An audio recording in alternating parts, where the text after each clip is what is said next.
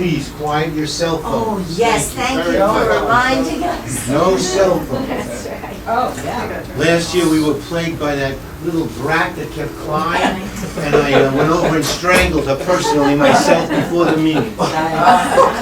Very spiritual.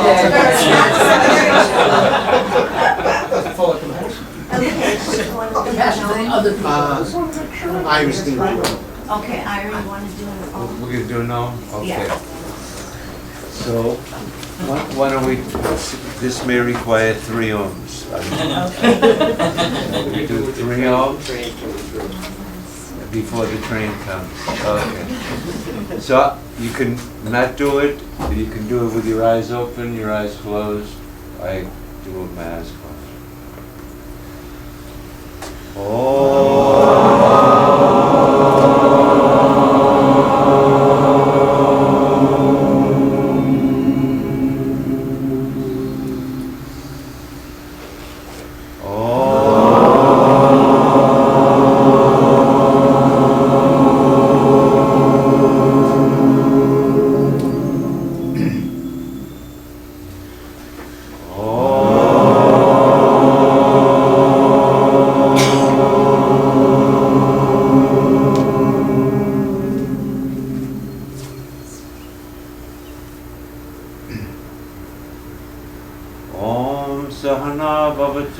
Sahano bunatu sahaviryam karavavai tejasvinavati tamastu mavid vishavai. Om Shanti Shanti Shanti. Okay, so Sorry. that little prayer The just button. for Okay. That's it, okay. Thank you. For information, it's just it's a traditional prayer that says, hopefully somebody gets something out of this talk. That's all it really is, including me. So let's hope that that's the case. So of course we have a big group here. We have advanced students, we have people that have practiced, studied, read many things, attended many probably, and there's other people that may not know too much about it, that are curious. So, in order to talk to a group like that, I thought that unlike my normal talks, how I proceed, I would do something a little more, I hate to say it, classroom-like, something that you can actually dig your teeth into, fundamental principles that you can think about, see if it makes sense to you, see if it's of at least enough interest that you might want to even study it some more. If it only has that result, then I think the talk is already quite fruitful.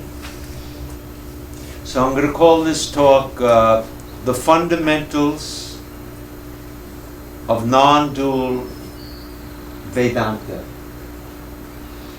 The word non-dual in Sanskrit, most of you may have heard the word Advaita. Advaita means non-dual. How many people have heard the word Vedanta? Most of you. So Vedanta is the name of the philosophy that's contained in the Upanishads. Upanishads, they're the most ancient of all Indian philosophical literature. They predate Buddhism, Jainism, materialism, every type of theism. Advaita Vedanta, it's the ancient Indian teaching.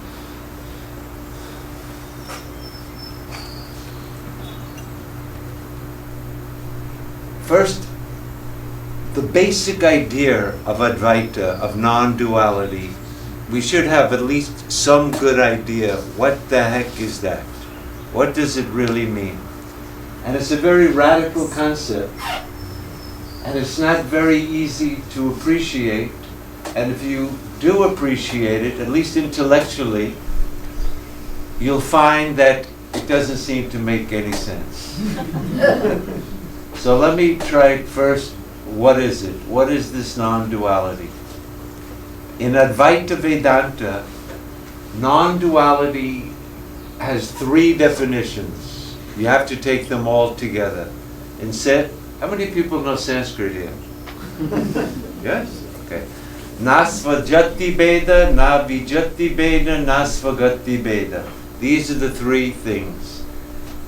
In English, what that means is, other than that one reality, there's no other reality that's different from it. It's called Nasvagati Beda. Other than that one infinite reality, there's nothing other than it. Let's just take make-believe. The reality is an orange. Other than that orange, there's nothing outside that orange that's different from it, like an apple. That's the first definition. The second definition is, other than that reality, there is no other reality that's the same as it, like another orange. There's no 2 non-dual realities. So now all you got is the orange, right? But there's one other possibility. Maybe inside the orange, there's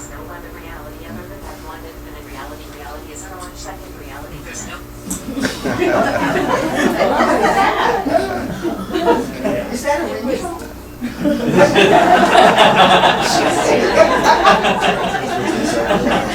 back to the orange. So, within that orange, there's no seeds, it's called nasvagati. Within itself, within that reality, na bedaha. There's no distinctions. Within it. Nothing outside of it, nothing inside of it, no duality in any way. That's called Advaita. Vedanta means the teaching in Vedanta, in the Upanishads, that teach this non-dual reality. Now my position, and I'm gladly be challenged on this if it's not the case, if you were to look at all of the philosophies in the history of human thought,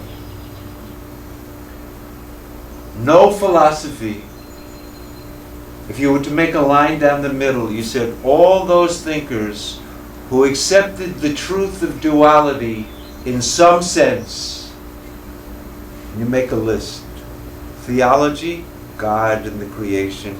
Rationalism, my mind and what I'm thinking. Empiricism, senses and the world I perceive. Mysticism, out of the absolute all this has come. In the absolute all this exists. But something came, something exists. Mysticism.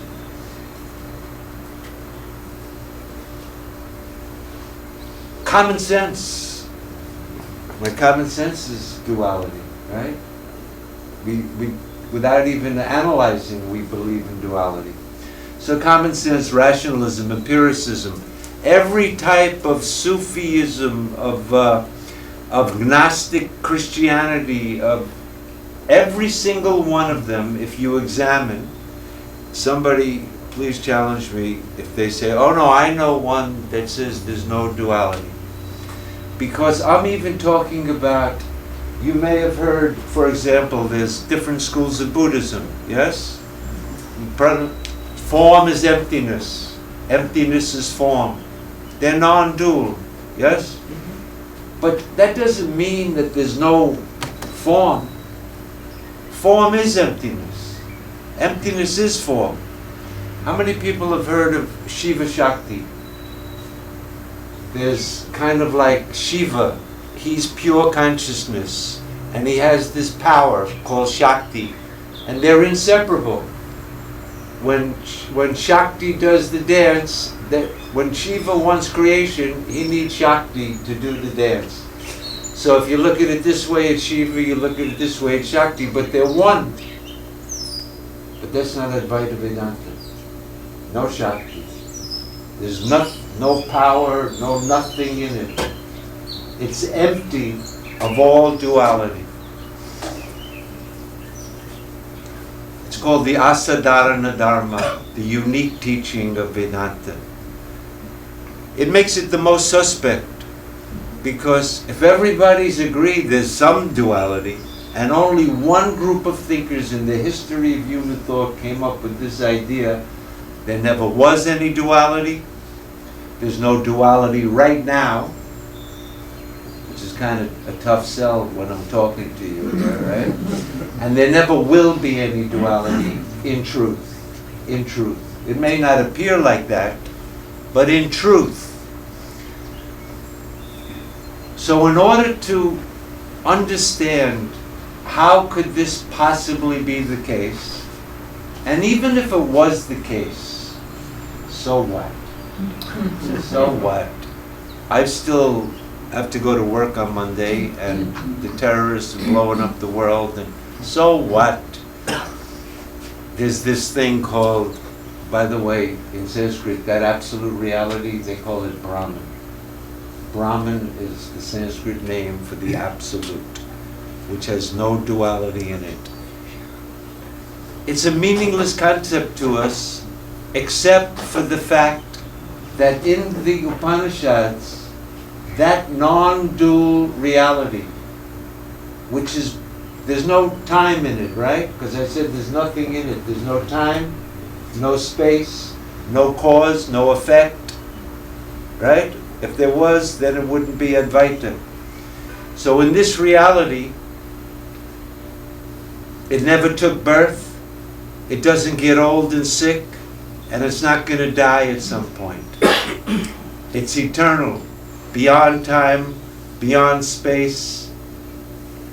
They like to describe it by the word Satchitananda, existence beyond time and space. We can't conceive of that. If something exists, it exists somewhere, and it must exist at some time. But this existence is not in time or space. It's called consciousness, but it's not like I'm conscious of you and you're conscious of me. It's consciousness bereft of all objects. So if somehow you could play a little game in your head and say, okay, I'm aware of, just put a flower up there. So that's the object of my consciousness. If somehow you can get rid of that flower, bereft of any object, that's called Chit, pure consciousness. And they call this reality, this non-dual reality, Ananda. And that's the real thing that I'm interested in. Bliss. If not, it would just be an academic conversation, some abstract thing, existence, God. It's bliss.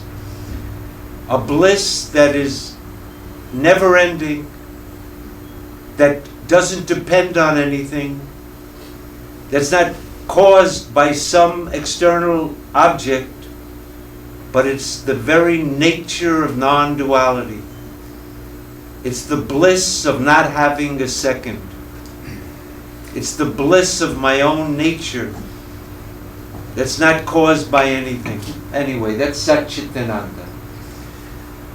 That also, okay, great, there's something called Brahman Satchitananda, but the Vedanta says Tat Tvamasi. You all know this sentence? It's in the Brihadaranyaka Upanishad. It's in the Chandogya Upanishad. It's repeated 9 times. The son went to the father. I'll tell you the little story. There was a father who had a very bright son and decided in those days, this is, by the way, about 800 BC. In those days, 800 BC, 300 years before Gautama Buddha was born, somebody was running around in India telling this story. So what is this story? The father had a son. He says, son, I could teach you. I know the Veda, but it's better that you go to what's called the Gurukula. That's the name of the school. And you spend 12 years there, and you do your studies. and he sends his son off. And the son goes to school, spends 12 years, comes back. And the father said, "So, how did you do?" He says, "Dad, I aced it. Magna cum laude, all A's. I really, the professors, they love me." The father's listening to this. He goes, "This kid sounds a little arrogant. I think I better cool him out of it." He says, "Oh, that's very good. But I'd like to ask you one question. Did you happen to learn that thing, knowing which nothing remains to be known?" So the son thinks, he says, "You know, Dad, I don't think my professors knew anything about like that. If there is such a thing, knowing which nothing remains to be known, you please teach that to me." The father sits him down. You'll have to read the Chandogya to hear, but I'm going to tell you the refrain. 9 times he teaches him this thing. After teaching him the first time, he says, "No, I still have doubts. Teach me again." He teaches him again. "I still have doubts." One more, 9 times. At the end of every teaching, he goes like this: "Etatatmiyam idam sarvam tatatma. Etatatmiyam idam sarvam tat satyam tat atma tatvamasi svetaketu." That subtle essence of all of this, that truth of everything, that is the reality. That is Atman. Tatvamasi. You are that. You are that reality. This is the teaching where that, you know, Nisargadatta wrote a famous book, I Am That. So usually what happens is the teacher tells the student, "You are that, Tatvamasi," and the student goes, "Aham Brahmasmi." He realizes, I am that absolute reality.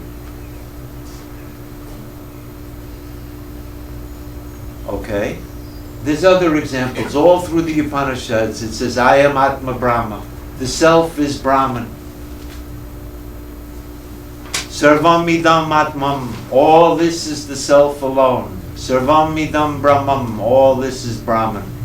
They identify the self with Brahman. So that infinite immortal bliss that's called Brahman, according to Vedanta, is who you really are. Your true nature. By the way, the Sanskrit word for self is Atman. The word Atman means one's own true nature. So my Atman, according to this teaching, is that supreme infinite bliss.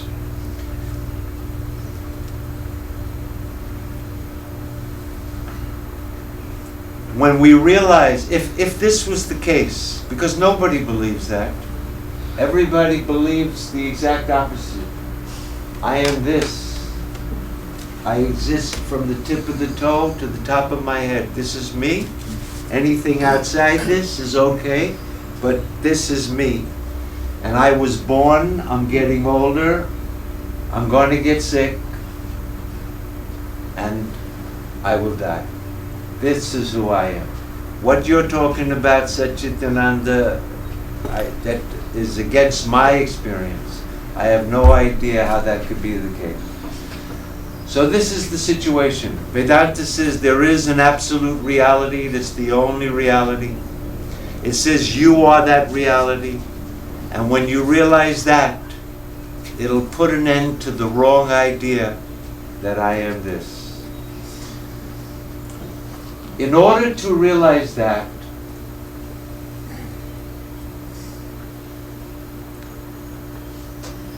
the way to realize that, according to this tradition, this ancient tradition, is to study Vedanta. By studying Vedanta, you can realize I am that, I am not this. This is what it says. So what I'd like to do tonight, in a very kind of summary fashion, is to share what I call the 5 fundamentals. If you have these concepts, then if you ever decide to read real Vedanta, and later on I'll tell you what I mean by real Vedanta, if you ever decide to study the subject in its original, that means the Upanishads, primarily, it actually means the Bhagavad Gita and the Brahma Sutras, but it's all based on the Upanishads. If you want to study that, most people who study these subjects, because obviously you can see it's not easy. It's seemingly opposed to our own experience. So generally speaking, the way it's studied is with somebody who's already studied it.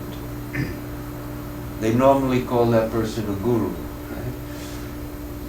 And that person teaches you the Upanishads, and you have questions and you ask the doubts, and since the Upanishads are mute, they're there, but you can't ask the text it, but the person who's understood it, you can ask that person, what is this? What is this? Since the Upanishads are so profound and so subtle and so in and so deep, there are things that have come down through the ages that are called commentaries, bhashyas, of great sages that have studied this, and they wrote explanations of what these things mean. Has anybody ever heard of the name Shankaracharya? No. Go. 1. Okay. Shankara? Shankara. 2. Shankara is considered the greatest of all Indian philosophers. That shows 2 people have heard his name. The greatest of all Indian philosophers. In the West, we don't even know who he is, right?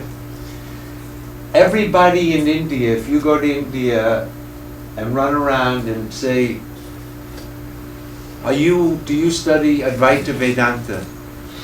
You know, you find these guys in the orange robes, the Swamis, they wear this hood over their head. They're all Advaita Vedanta. You ask them, who's the greatest Advaita Vedantin in the whole history of the tradition? Without exception, they all go Shankaracharya. Yeah? Shankaracharya wrote commentaries on all of the major Upanishads, on the Bhagavad Gita, and a book called the Brahma Sutras. There are 550 sutras, 555 sutras, and he wrote a commentary. A sutra is just a little algebraic equation that you can't really understand it without a commentary. He wrote the commentary. It's the most ancient that we have. So people who study Vedanta, Advaita Vedanta, because you may or may not know it, there's other types of Vedanta out there that came much later in the history. Theistic Vedanta, where you are not Brahman. You are a servant of Brahman.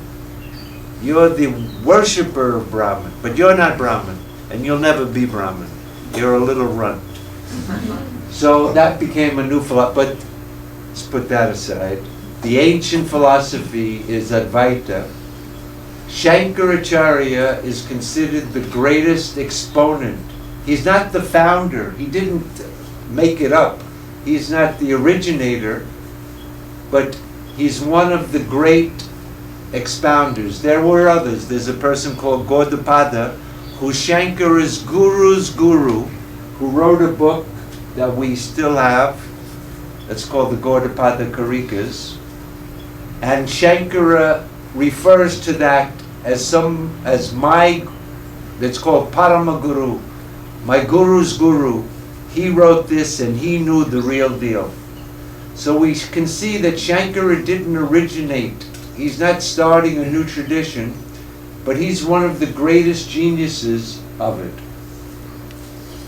So if you want to study Advaita Vedanta, eventually you probably have to look at the writings of Shankaracharya. What I'd like to do tonight, have I used up most of my time? No. Is to give you the 5 basic concepts as the tools in the toolkit. With these tools, you can then begin to study. Nobody's going to become enlightened tonight, I'm sorry to say. Not only that, the speaker is also not enlightened. That's the bad news. The good news is, what I'm telling you is accurate. And the only way to know, you'd have to probably do some research. But I'll throw it out there. Let me make 2 other statements, because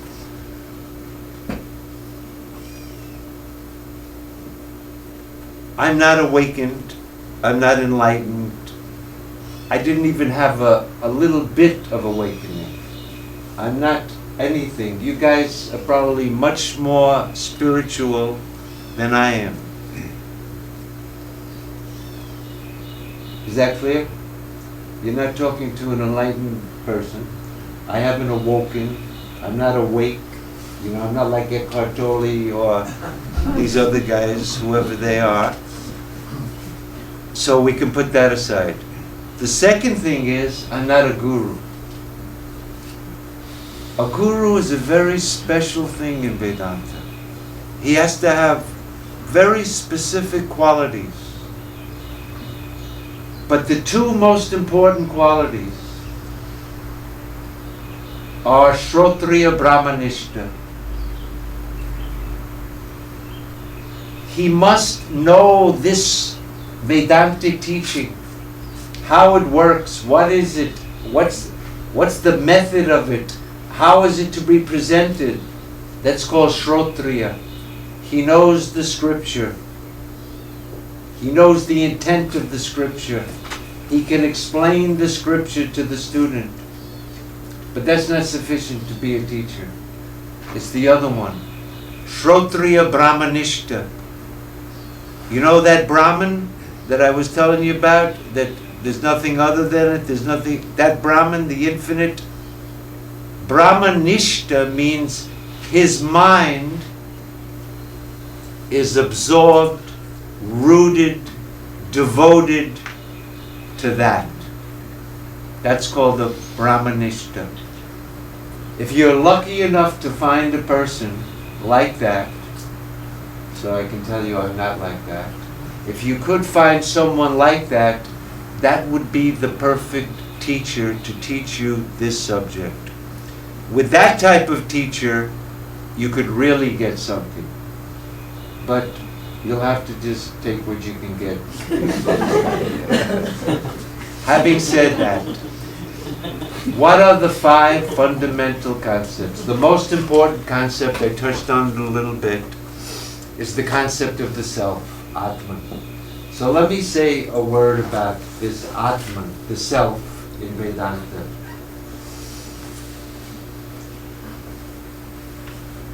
Before I say that, I'd like to say that what Vedanta is not.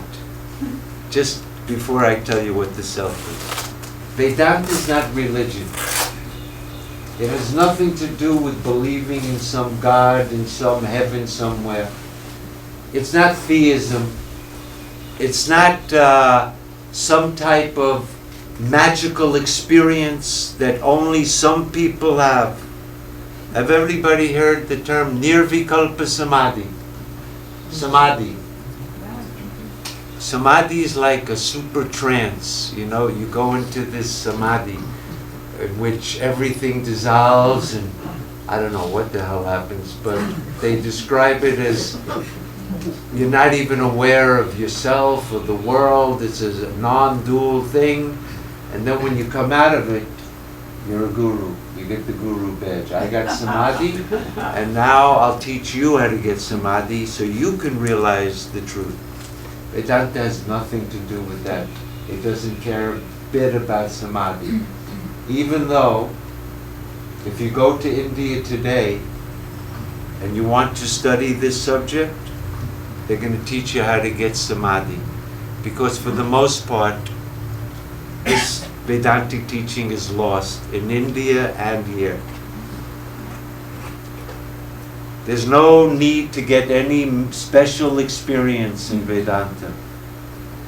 Having said that, it's not religion, it's not mysticism, it's not anything like that. It's its own unique thing. So let me tell you what this is.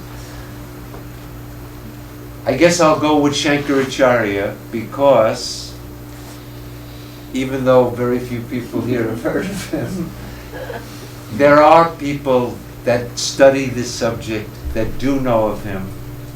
And I'm through Bill and the internet, there may be other viewers here that are much more knowledgeable about the subject.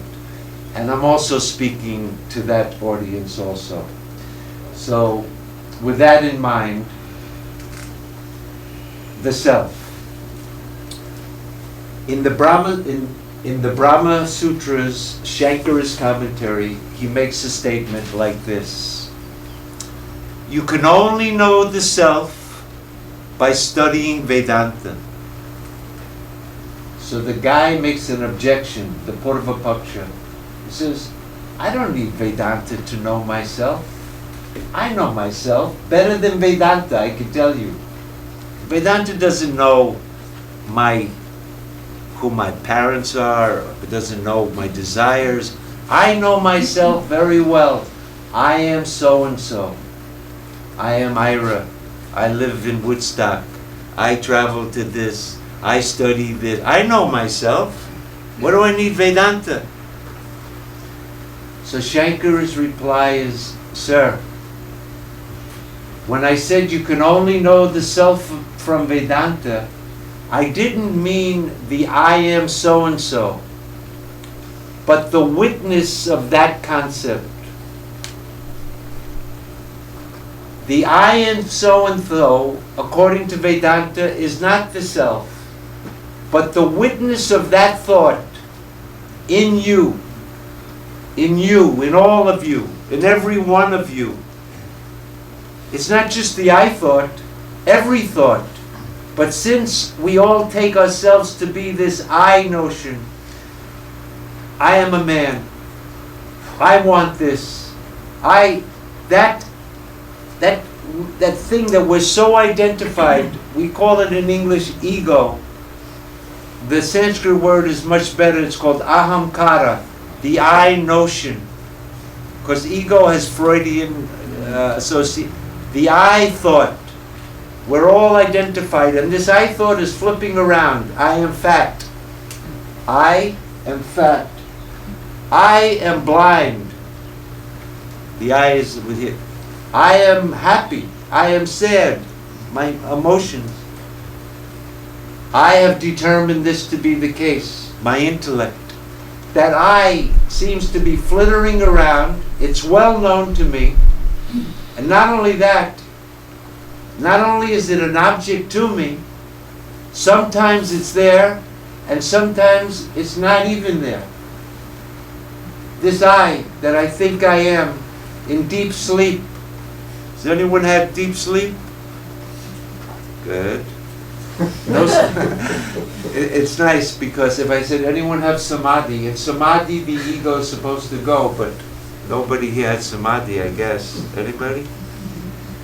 But everyone had deep sleep, so we can appeal to that. In deep sleep, the ego is gone. How do you know it's gone?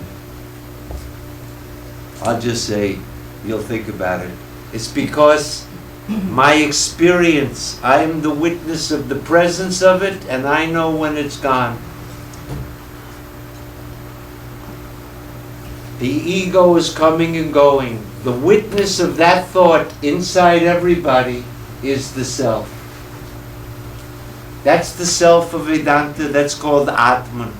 That's your true self. Let me just say a few more things about this self. I am the witness of all of my thoughts. I am the witness of time. I'm the witness of space.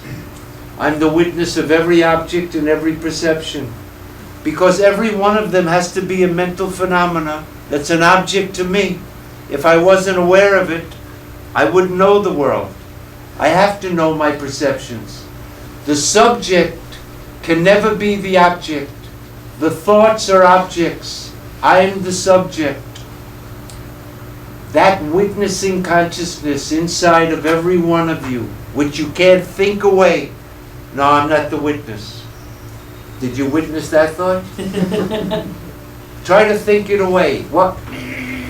You can't get rid of it. It's always present. It's never hidden. It's always shining. That's the nature of the self. He's not hidden. You don't have to go anywhere to find it because it's the very light that's lighting up everything, every state, the waking state, the dream state, and their absence. The thoughts, the ideas, the perceptions. Every perception is also a mental phenomena. You're the witness of it. Time is also appearing to you in the waking time. Oh, in the dream time. Deep sleep, no time. You're the witness of the appearance and disappearance of time. Is the witness in time? Think about it. How about, you see, if the witness was in space, we could have one witness over there, one witness up there. We can have as many witnesses we want if the witnesses was in space. But if the witness is the witness of space, how many witnesses are there?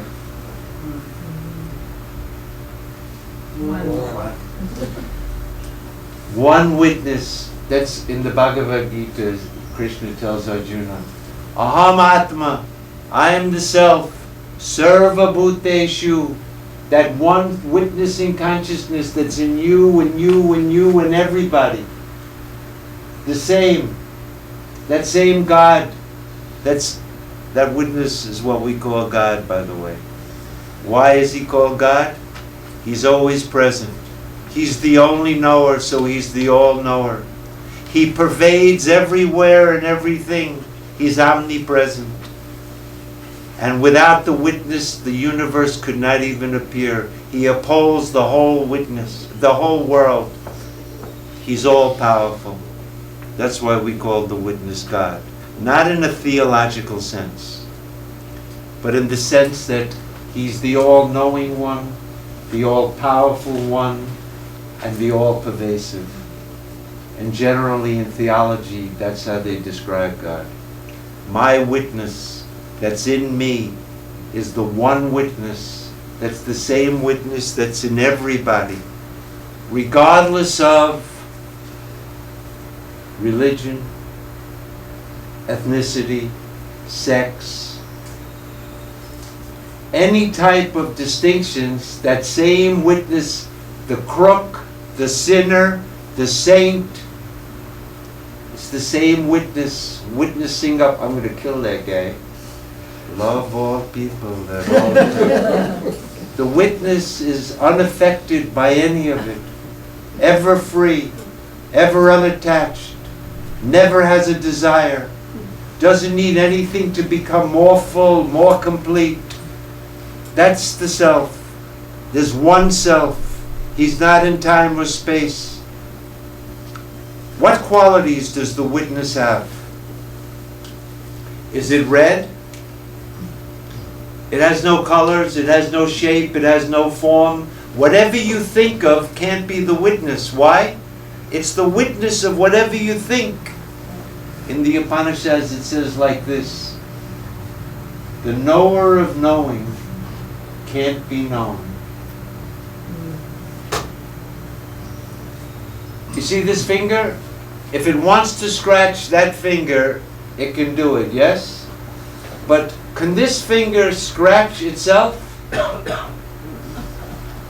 So that's the self, the witness. It can't be known. here's another beautiful line from the Upanishads. That which can't be known by the mind, but that by which the mind itself is said to be known. That which can't be known by the mind, whatever it thinks of, is not it. That which can't be known by the mind, but that by which the mind itself is said to be known. Know that to be Atman, and not what they meditate on as this. Whatever object you meditate on is not Atman. Whatever thought you think of, whatever quality you think of. But the very consciousness that's lighting up every thought that can't be thought of, that's the witnessing consciousness. That's Atman in Vedanta. Everybody here naturally feels that I'm not any witness. We all, if I ask you, did you come here tonight? How'd you get here? You drove your car. And now you're sitting on the seat, yes? So you drove the car, you're sitting on the seat. Are you listening? So now you're using your ears to hear, and you're probably thinking, what the hell is this guy talking about? So you have some type of mental operations going on. I'm thinking, I'm hearing, I'm sitting, I drive the car. That's who I am. So if I tell you that's all a mistake, you're the witness. You never drove a car. You're not sitting in a seat. You're always present, never moving, lighting up everything, but unaffected by anything. That would be totally against what you take yourself to be. So the question is it a fact? Or is it some religious belief? Or is it because some yogi said it? Or some guy with a long beard? Is that why we should believe this? Vedanta says it's everyone's own everyday common experience. You can see this right now, whether it's a fact or not. Are the thoughts object to you or not? How, in other words, no matter how many, if I were to tell you fire is cold, and you say, well, let me check it out. Oh! Hey, mister, you may think fire is cold, but my experience is that fire is hot. No matter how many logicians come and try to prove it, they can't contradict my experience. Reason can reason about the facts, but the facts are established by experience. Science proceeds like this. Some empirical fact of experience, and then some reasoning based on those facts. So my claim is that every one of us is the witness of their thoughts. The only way to validate whether it's true or not is to examine your own experience. If I told you, you have to go up to the Himalayas, meditate on your belly button for 4 years, get your chakras coming out of your kundalini, and then, I'm not saying that. Right here, right now, every thought, are you the witness of them? Are you the subject and their object? So, but we never take ourselves to be the subject. I always take myself to be the object. Is the body an object to me? The chair is an object to me. If you cut that chair, I say, I'm not cut. This is an object to me. You cut this, I got a problem. And the guy who did it could have a problem. So, why? Because I am this. Even though it's an object, the identification with this body is so thick that even if I stand here for 5 hours standing on my head to tell you you're not the body, you'll walk out of here just as identified with this body as you walked in. But for a moment, if you can introvert your mind just for a moment to see, is it a fact? not a religious belief, not a mystical. Am I the witness of all the thoughts, especially this ego thought? If you can see that, then you'll have at least intellectually appreciated the concept of Atma. The self is the witness. He's one, beyond time and space. He has no qualities. He can never be objectified. He's never hidden. He's always shining. Wherever you go, you're in that light.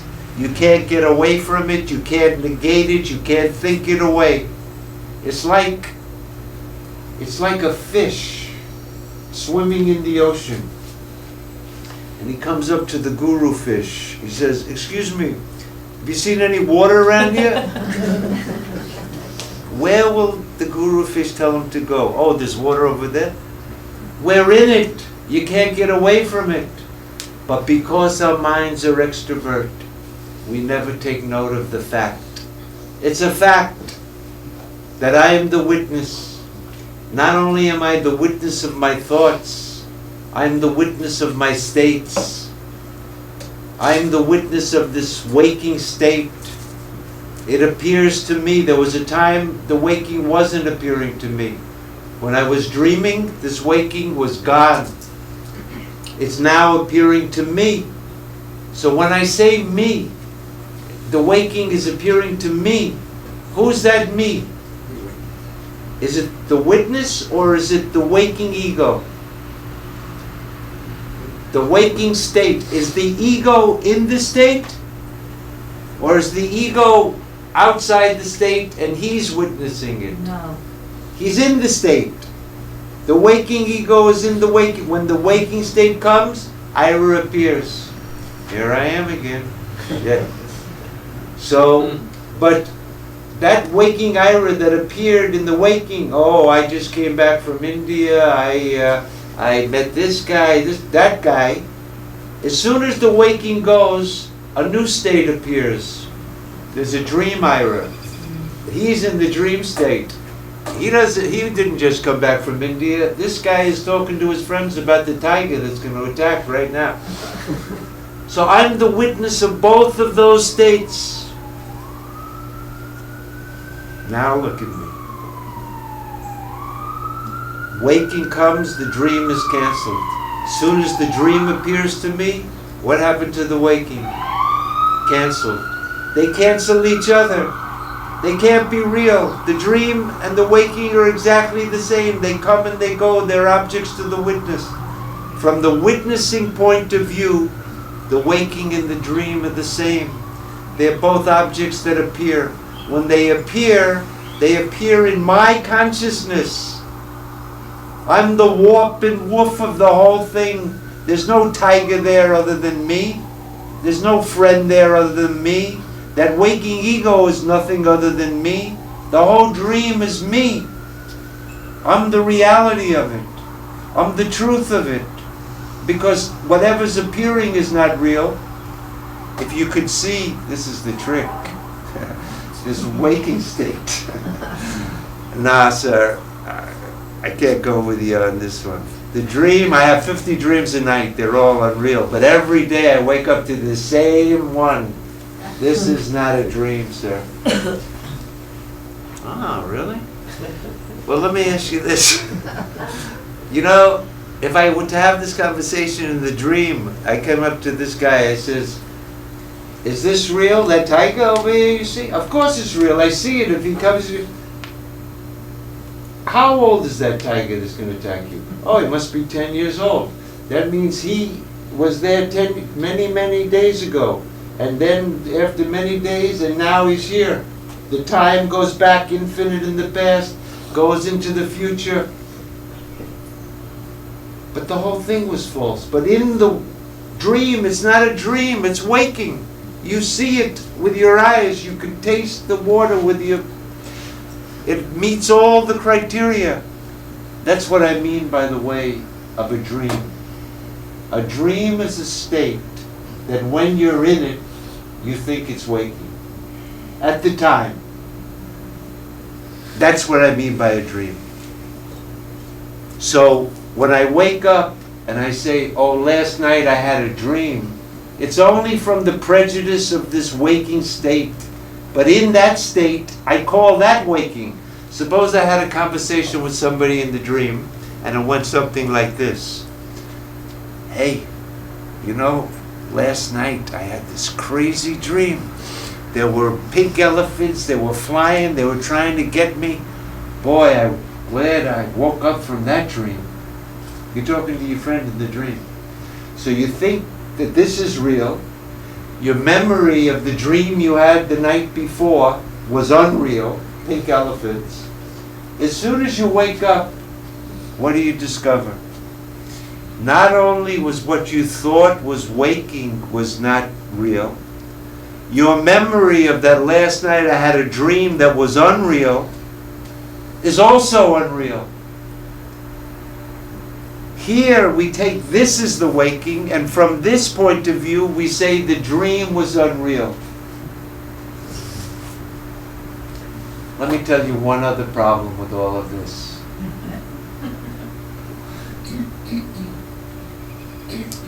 When the waking state appears, it appears with the waking time in it, yes? As soon as it appears, I can look at my clock. Oh, I woke up at 8 o'clock. I must have slept 7 hours, pretty good. The waking time comes with the waking state, yes? As soon as it comes, the wake. But as soon as the dream appears, the dream time is in the dream state, yes? And that seems like, if I look at my watch in the dream, what time is it? Oh, nighttime, I better get dinner. Waking time is stuck in the waking state. The dream time is stuck in the dream state. Then tell me, how can you say first there's waking and then there was a dream? As though one succeeded the other in time. What would be required is that there's something called time outside of the states, and the states were events in that time. But our experience is not that. The only time we experience is the waking time is in the waking world. The dream time appears in the dream world. There's no common time that you can say one follows the other. It's kind of like the guy in the dream. He says, I remember last night, past time, I had a dream. But he didn't. It's just an imagination. When we think, I remembered my dream, it would mean that a memory has to be an event that took place in the past. Yes? But the dream is not an event that took place in the waking time. I'll let that go.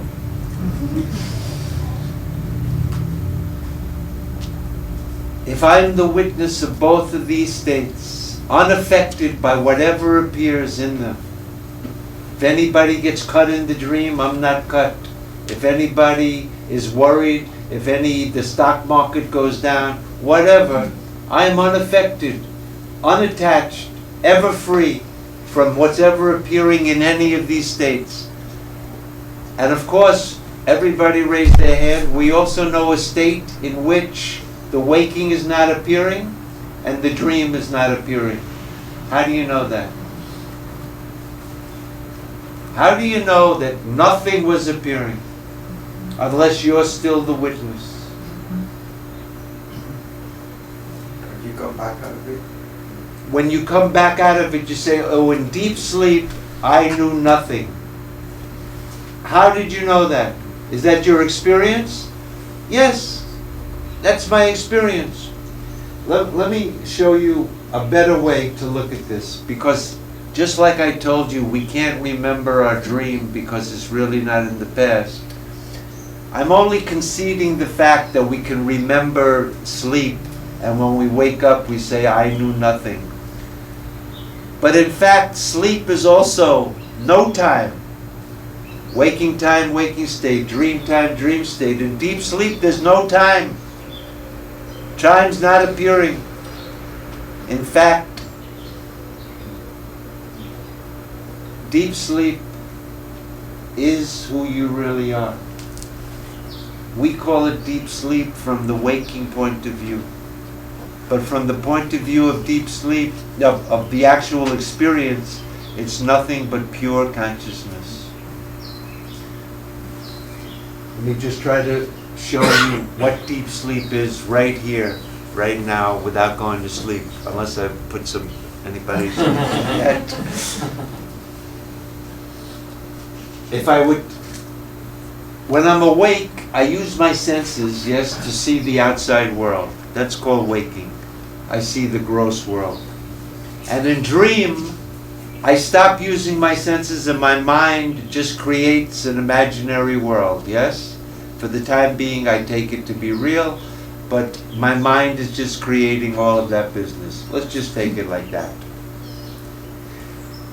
And in deep sleep, the senses are not operating, so I don't see the outside world. And for a while, the mind also exhausts itself, dissolves, and I'm not aware of anything. The equivalent of waking is when I use my senses and see something. So let me give you the example right now. I'm seeing this flower. Can everyone see this? Let's do it with this. So, the glasses. I use my eyes, I see the glasses, they're an object outside. Now if I stare at it for a little bit, I can close my eyes, and the impression, I can still see it in my mind's eye. Anybody want to try it? Look at this, close your eyes for a second, and just see the glasses there. Any success? It's not that difficult. So, that's the equivalent of dream, right? An impression from the waking through the senses, now my mind. So right now, I can see what the dream is like, aware of just the mind with no senses involved. Now, the hard part. You're looking at the glasses, right, in your mind's eye? Take the glasses away. That's deep sleep. Did you become unconscious? There's the glasses. They're not there. They're there. Are you changing? You're the same light. When this shows up, you light it up. When it's gone, nothing to light up. Deep sleep is just the self. How you were in deep sleep is how you are right now. You were nothing but pure consciousness then. When the thing comes up, you're still consciousness. When I open my eyes, I'm still the consciousness. My nature never changes. I'm always the same. How I was in deep sleep. How was I in deep sleep? No desire, no fear, no wanting to get anything, no need to avoid anything. I was just in myself.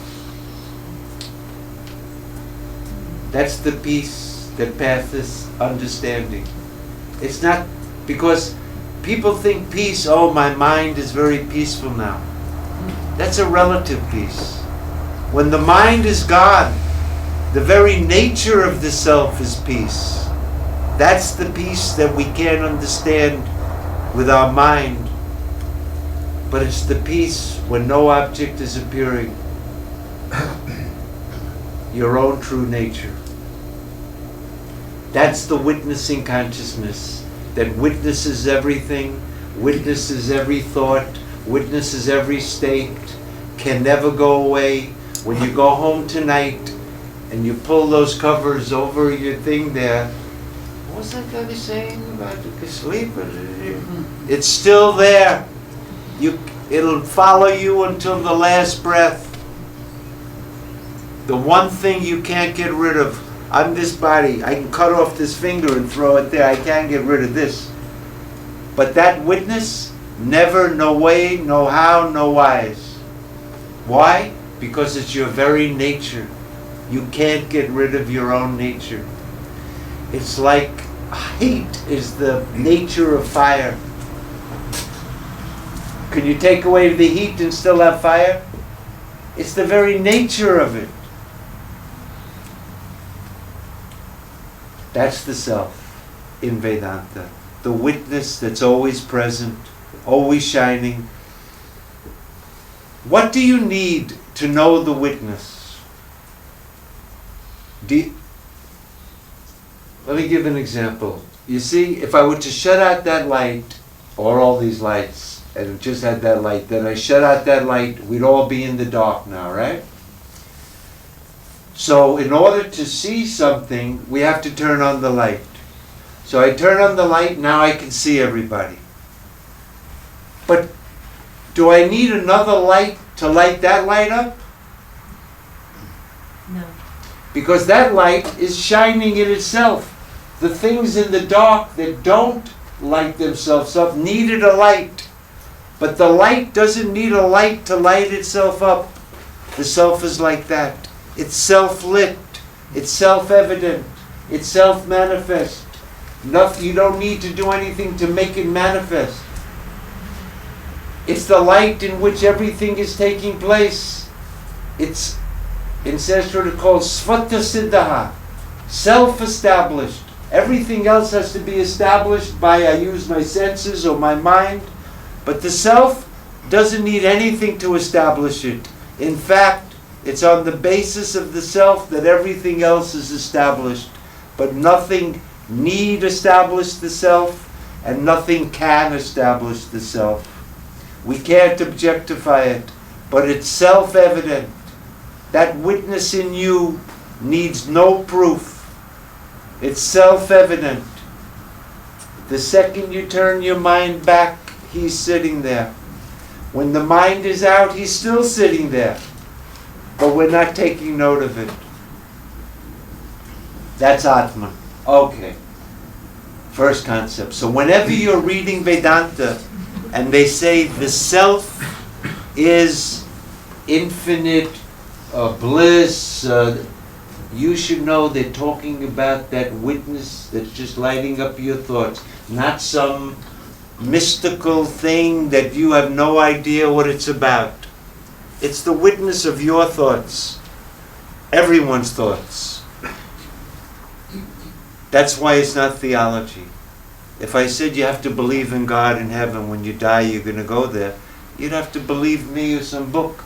If I tell you you're the witness of your thoughts, you don't have to take my word for it. You can either say, no, it's not my experience, or yes, because I'm trying to state a fact that's in everyone's common experience, not yogis, not gurus, everybody.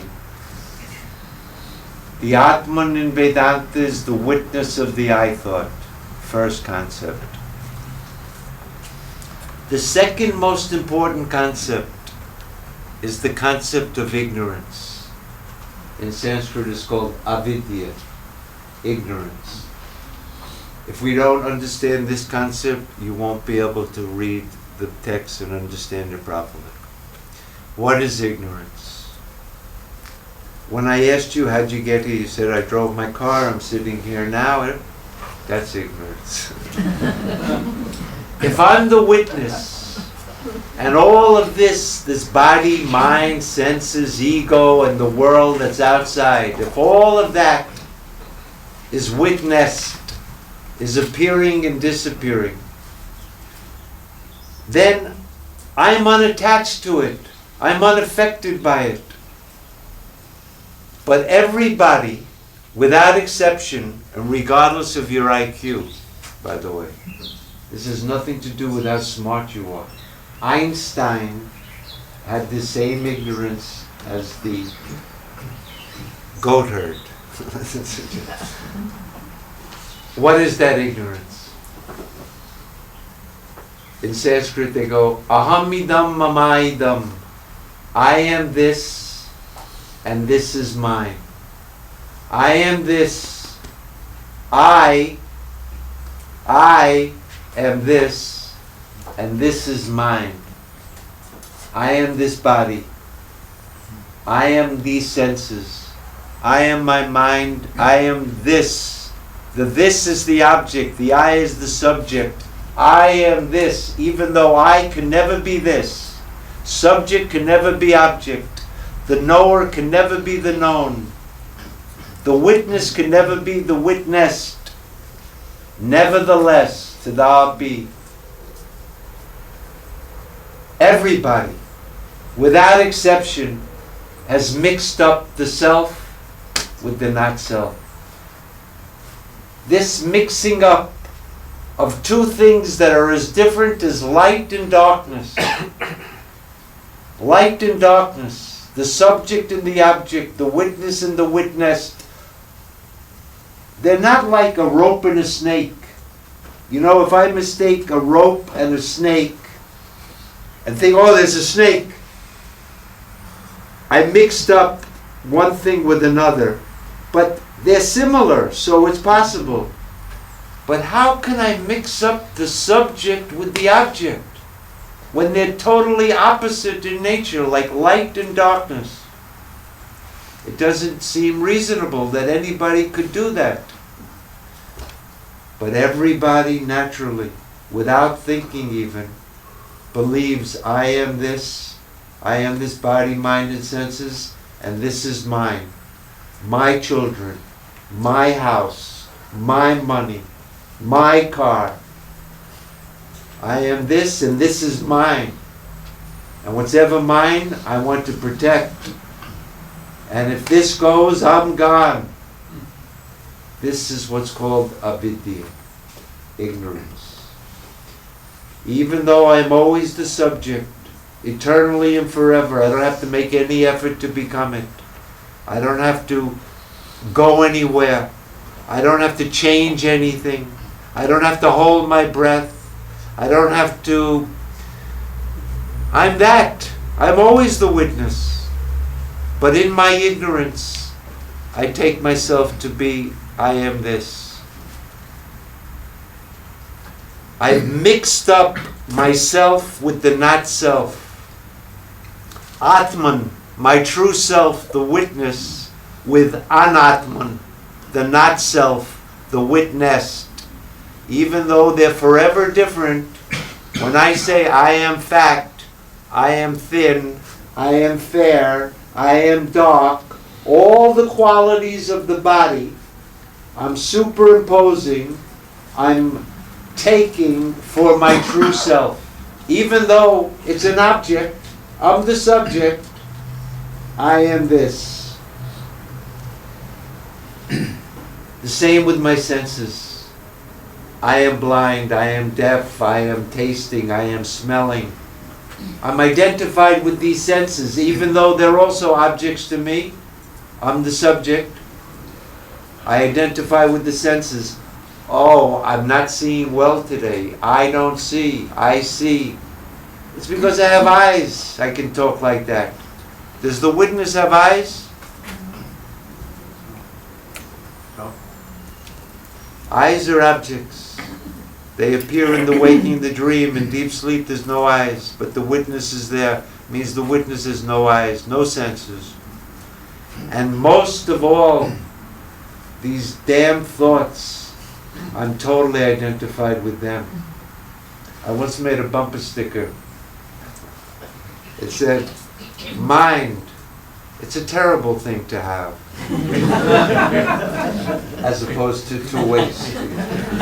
So in Vedanta it's even horrible to have it, forget about wasting it. Because we identify with the mind, all of the problems of the mind become ours. The mind has doubts and fears and worries and plans and hopes for the future. The witness has no concerns about that. It's the witness of all of those. But I say, I desire. I am happy. I am sad. What should I do to become more happy? What do I have to do to get free? I'm bound. I'm little. I want big.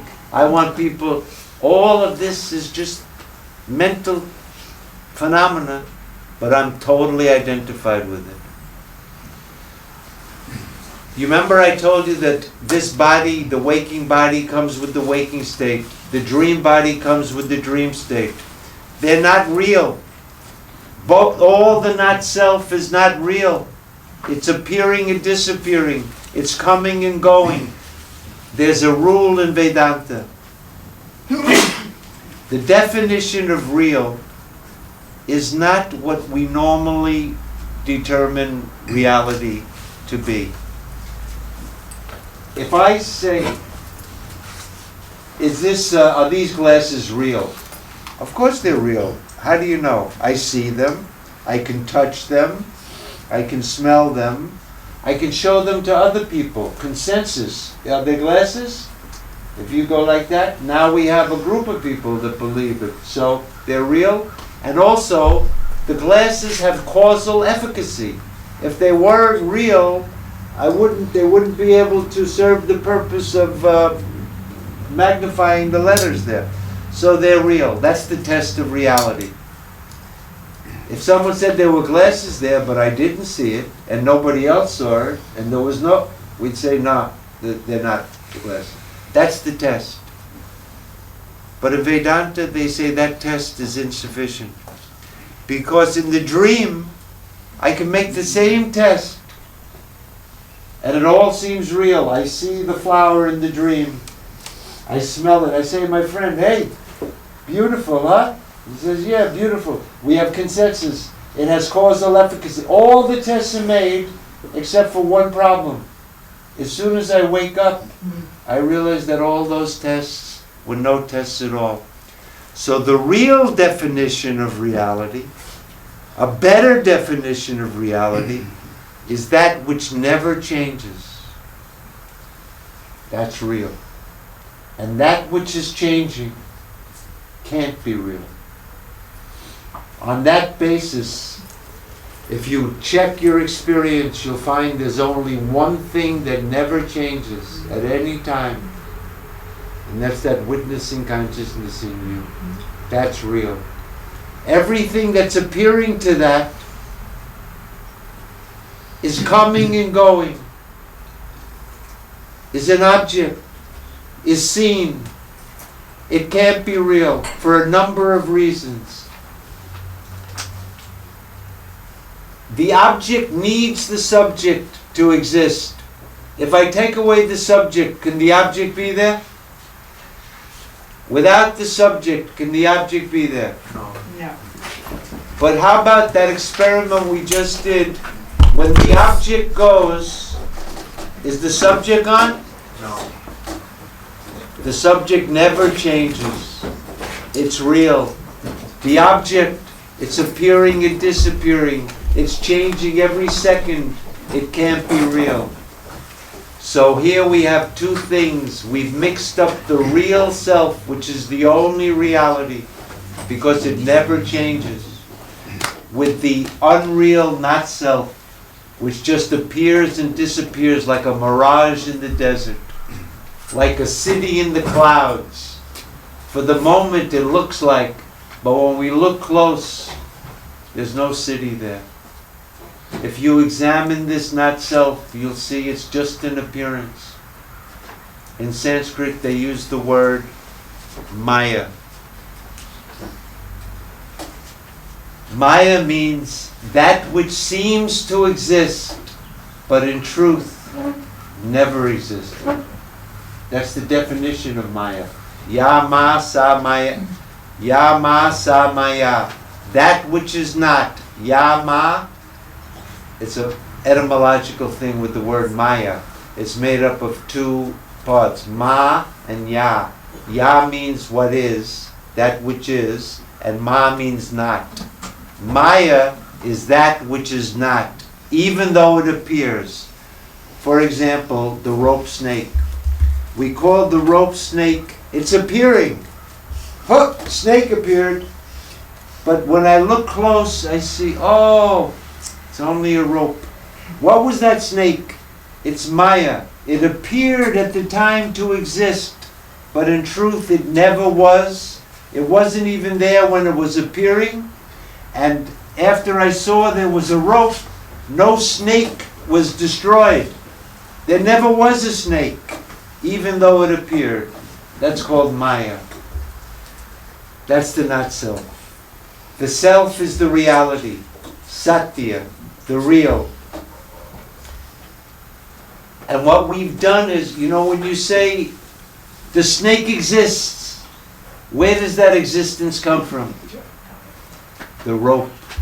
The rope is the only existence there. You're taking the existence from the rope and superimposing it on the snake.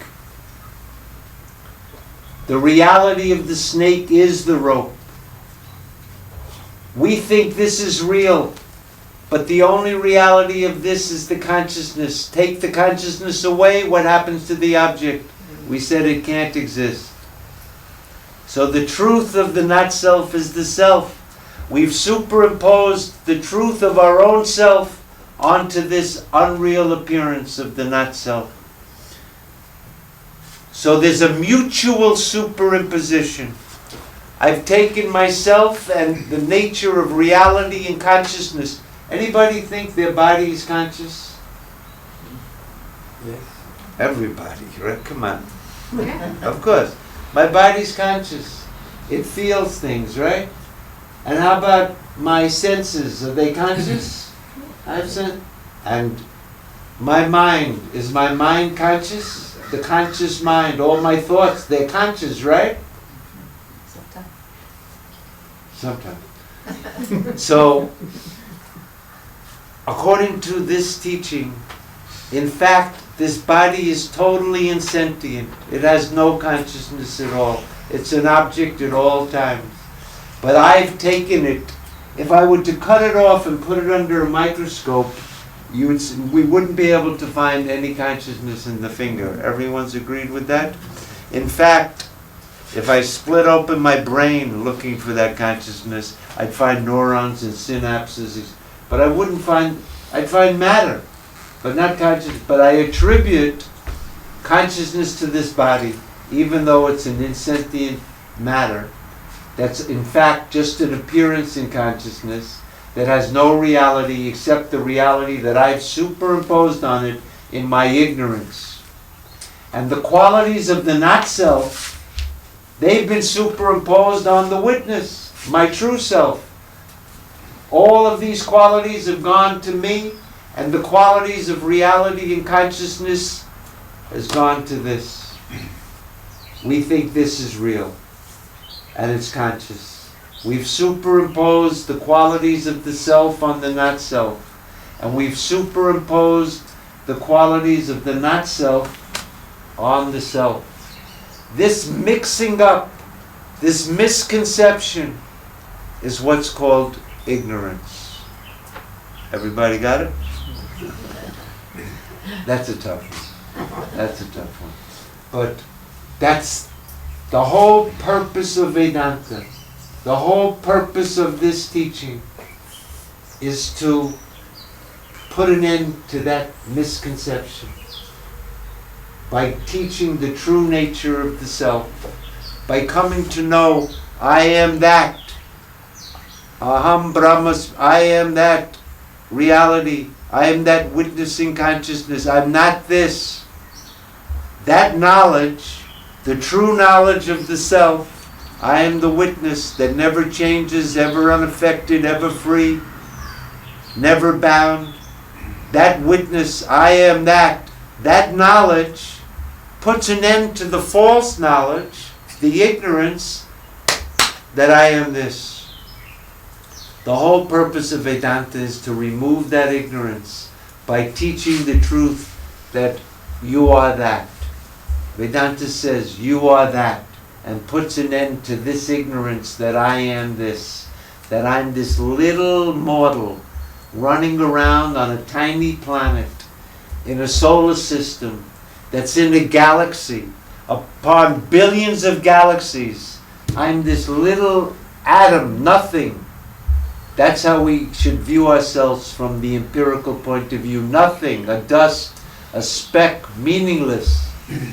From that perspective to the perspective, I am the infinite reality in which this whole world is upheld. I am beyond the world. I'm not a little speck of sand in the planet. I'm not even in the states. The states are in me. They appear to me in the states the world is existing. This is a very important point. Does anybody think that the dream world that was appearing in their dream, when the dream ended, does that dream world continue? It came with the dream, it ended with the dream. It's concomitant with the dream. Nobody thinks that the dream world had an independent existence even after the dream ended. Is everyone on board with that? No problem there. I don't agree. You don't.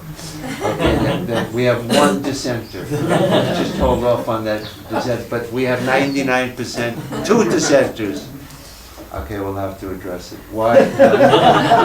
Well, I don't think there's any way to know that.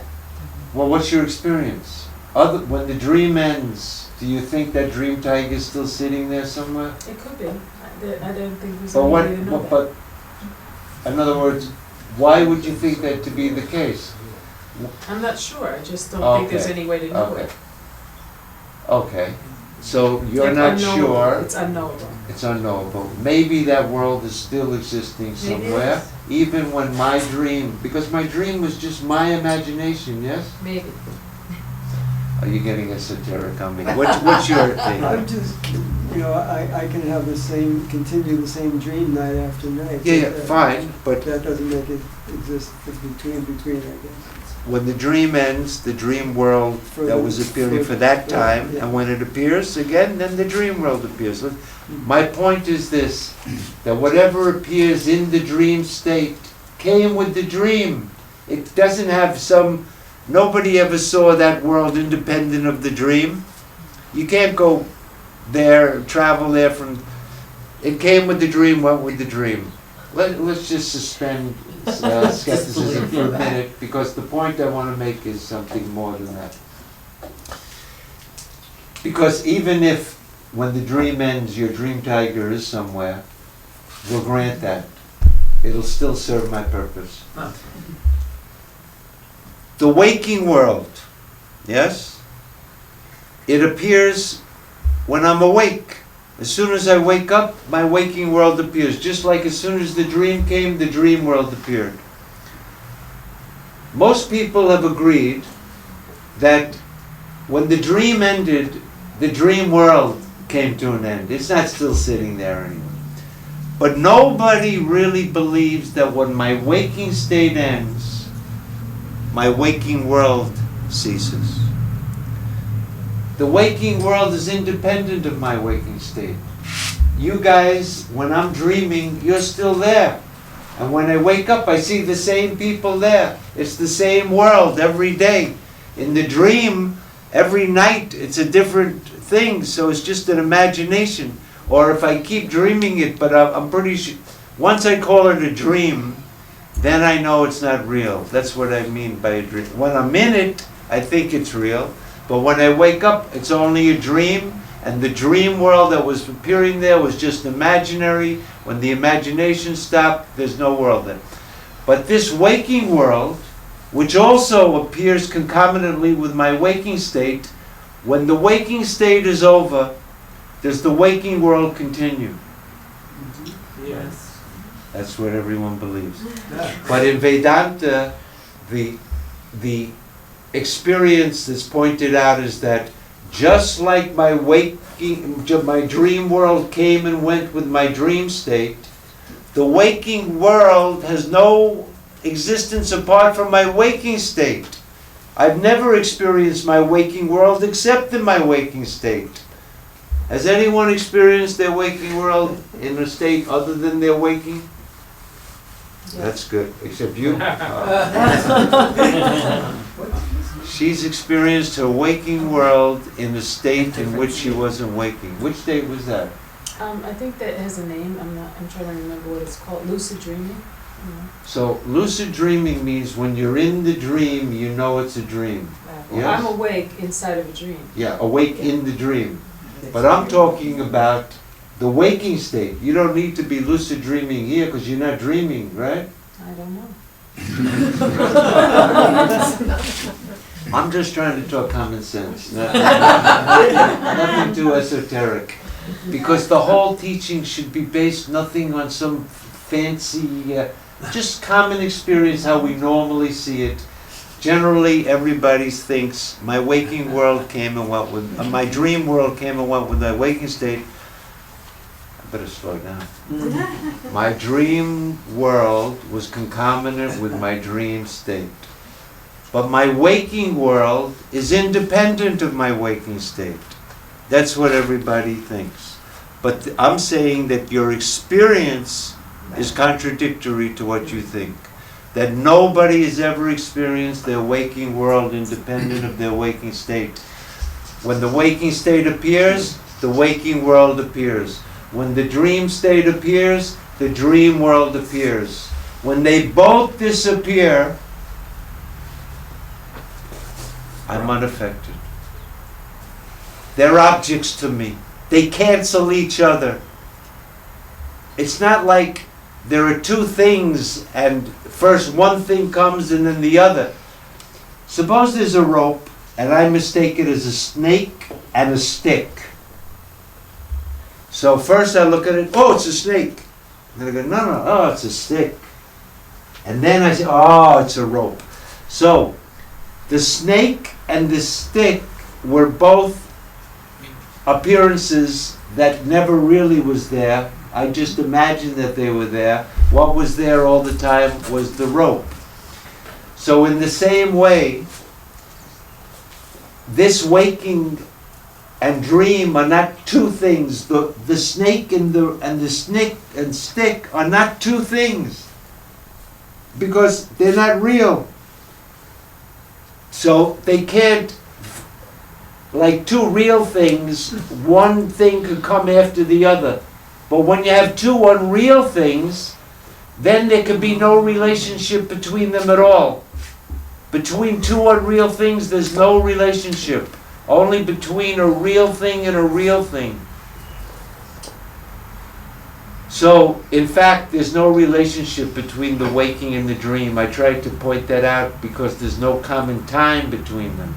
But because they're both unreal, according to, in the dream tiger is real because I see it. In the waking tiger is real because I see it. But from the point of view of that is real which never changes, then both of these states are canceling each other and the only reality is me. Mixing up me with what I'm not is ignorance. I go, I sit, I believe, I drive, all of these ideas about myself is this mixing up of the witness with the witness. Is that clear? Yes. We may not, I don't expect anybody to agree with everything or anything I'm saying. Right. But intellectually, we can at least understand that point, right? The subject and the object, even though they're totally different, uncritically, we mix them up. And I say, I am this. That's ignorance. And the purpose of Vedanta is to get rid of that ignorance so that you can realize, I am not this, I am that, I am that. That knowledge puts an end. You become immortal. I am that which never was born and never dies, which is fearless, which never needed anything, which has no desires, and which in fact is infinite bliss. It may not seem like bliss right now, because the ego says, shit, that's boring. I'd much rather participate in a chess game or see the soccer finals. Deep sleep is the self, and that's what I'm supposed to be interested in? I might as well die. This business is like death. We could think like that, yes? So why is it bliss? Let me get into that once again. In bliss here means not happiness. Bliss means when there's no second thing. It's not like some quality that you could lose. The self is bliss because it doesn't need anything. It doesn't desire anything. There's no limitation. It doesn't feel in any way constricted or limited. We all feel limited. We want to be limitless. In deep sleep, in the self, there's no feeling of limitation. There's no desire. That absence of all duality. That's bliss. The ego says, that's boring. But think about it. In deep sleep, was anyone bored in deep sleep? How do we know? Because you'd have to be there, and you'd have to have your watch on, and you say, shit, time is passing, nothing's happening around here. I'm bored. But that's not our experience. In deep sleep, there's no time. We say, oh, I slept 4 hours. When you woke up, in deep sleep, how long did you sleep? You're still asleep. Because sleep is the self. When the waking state appears, you don't wake up. When the waking state goes, you don't go to sleep. You're always awake. The nature of the self is to shine forever. It's like the sun. It doesn't, when the snake comes out of the hole, we say, the sun lit up the snake. The sun didn't do anything. When the snake goes away, oh, the sun is not lighting up as though the sun is doing something. The sun is just the sun, eternal light, eternal bliss. The ego says, I don't think there's any benefit in this. The only benefit is you finally get rid of that nasty ego. That's the only, because we always want to know, what's the benefit? What do I get out of it? In deep sleep, we don't want any benefit. That's the benefit. Finally free from the thing, what am I going to get out of it? What's the benefit? Who's asking that? Not the witness. It's this little miserly ego that wants more and more, and no matter what it gets, it still wants more. This guy finally goes. That's the benefit. No longer identified with this little sneaky guy that's trying in every way to be happy but never finds any real happiness anywhere. You get rid of him. You're so identified with him. But he's in the waking. Everybody thinks, this is what I think, I'm awake now. And then I had a dream. And then I was in sleep. And now I woke up. As though Ira, me, I'm awake, and then I dreamt, and then I slept, as though there's one ego passing through 3 states. But what's the experience? The waking Ira came with the waking state. The dream Ira came with the dream state. The waking Ira never dreamt. The dream Ira never woke up. They cancel each other. And in deep sleep, there's no Ira. So how could there be one Ira passing through 3 states? It's a misconception. I'm not passing through anything. I'm unchanging, ever the same, unaffected, ever free. I'm not passing through any states. In fact, I'm going to tell you one more thing about the states. I may not get to these 5 fundamentals.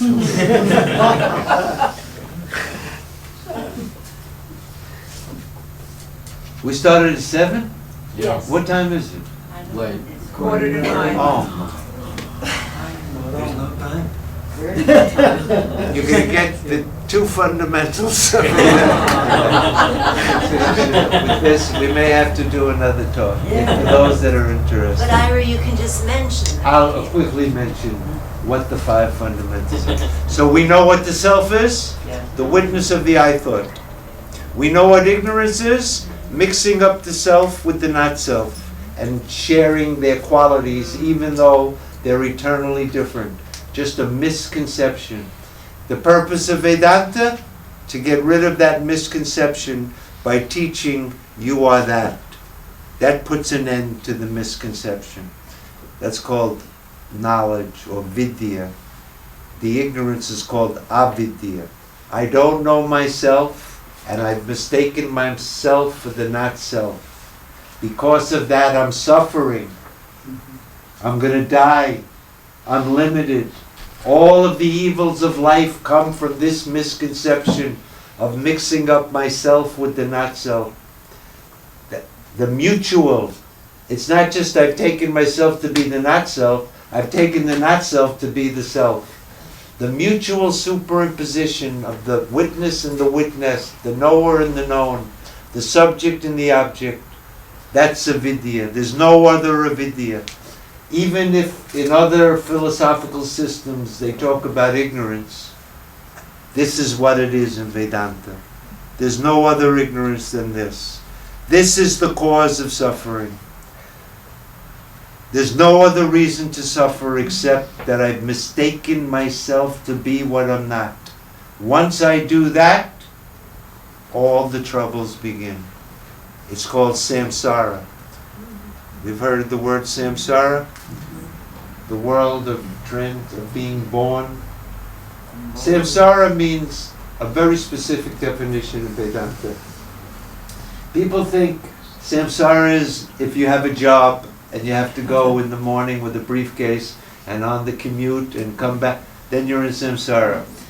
If you have a beautiful place in Maui on a hammock, then you're out of samsara. Or if you're in a cave, some people think, I'm going to leave samsara and I'll go to a cave in the Himalayas and I'll be free from this rat race of samsara. That's not it. Samsara means 6 things. Birth and death, hunger and thirst, old age and disease. If you were born, you're in samsara. If you think you're going to die, you're in samsara. If you get hungry, anybody here ever get hungry? Let me ask you this. If you went to a cave in the Himalayas, would you get hungry? Yes. So you take the samsara up to the cave, right? And will you get old? Every second, tick, tick, tick, tick. In the cave is tick, tick, tick, tick. And you're going to get sick. That's the nature of this body. It has to decay and go. That's the samsara. It has nothing to do with having a job 9 to 5 and I'd want to be free. So how do we get rid of this samsara? Well, if it means birth and death, it means the only way I can get, because this body was definitely born, it's definitely going to die. The only way to get free from it is to realize the fact, I am not this body. I've never been this body. It's an object to me. It has no reality at all. It can't exist apart from me, and it can't exist as me. No object can exist without the subject. It depends on me, but it can't exist independently of me. It's not me, and it's not something other than me. What is it? It's unreal. I'm the truth of it. Anyway, this mixing up is avidya. I'm going to leave it like that. This subject, by the way, if you really want to study it, I'm just giving you the slightest taste of something that takes years of thinking about. But at least you'll know. Ignorance is mixing up the self and the not self, the witness and the witnessed. I'm just going to mention the other 3. In order to understand and read Vedanta, you have to know what the self is, the witness. What is this ignorance that I have to get rid of? I've mixed up the witness with the witnessed. And now the 3rd point. If you really want to understand Vedanta, you have to understand there's 2 different viewpoints that the teacher and the scripture, the books are talking about. One is called Paramartika Drishti, that means the absolute point of view. And then there's what's called the Vyavaharika Drishti, and that's called the ordinary worldly point of view, right? So from the absolute point of view, you remember I told you what the absolute was in the beginning?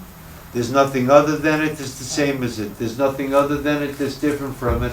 And within it, there's no anything, right? That's the absolute. So in the absolute, is there anybody ignorant? No. Is there anyone who has to get the knowledge about their self? No. Are there any gurus in the absolute? How about students? Nope. Is there anybody bound in the absolute? Does anybody have to get liberation in the absolute? No. Okay, so now we know what the absolute is. So that means that all this talk about ignorance, liberation, enlightenment, gurus, scriptures, studying Vedanta, turning the mind in, realizing that I'm the witness, I'm not the witness, is that really the absolute truth?